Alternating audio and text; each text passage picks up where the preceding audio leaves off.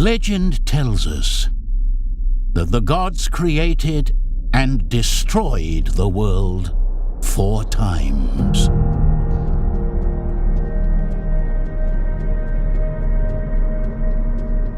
A ray of light beamed down from the sky and struck the earth. From it flowed water, spilling out over the mountains and plains. With it, life was born. After their intervention, the gods observed how this life expanded. Patiently, they watched its evolution and development.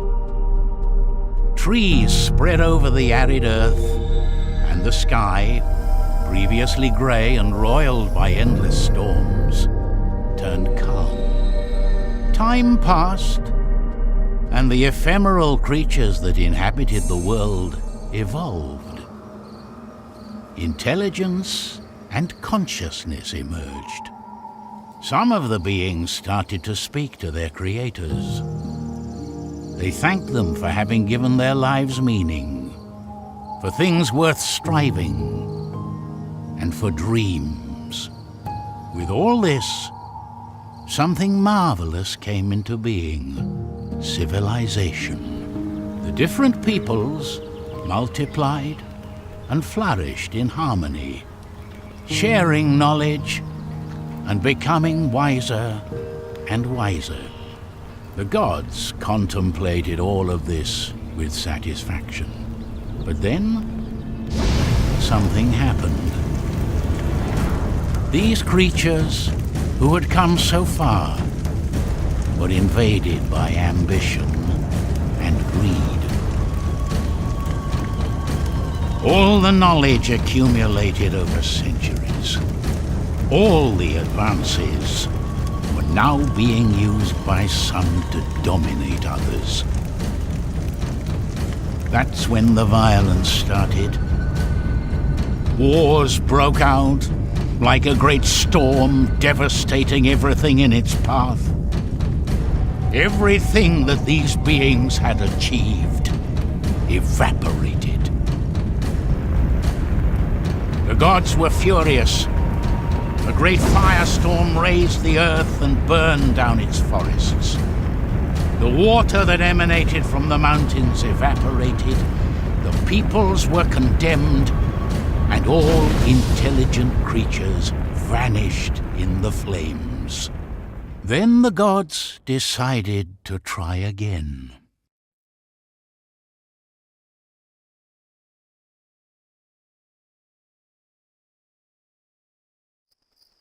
As the teachings of his master flooded his mind, Teku opened his eyes. In front of him he saw all the stars in the firmament. Suddenly he heard a fire crackling nearby. The last thing he remembered were the voices of alarm. His home was being attacked. Then he staggered to his feet. There was no time to lose.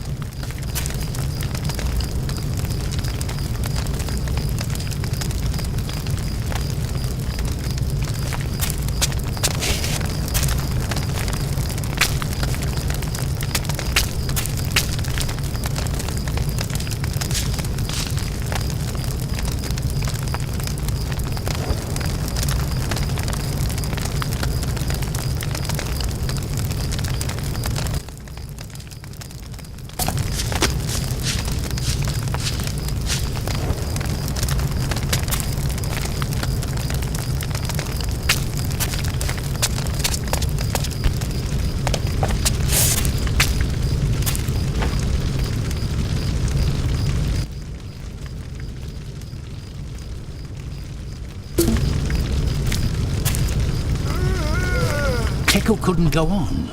It was too dark.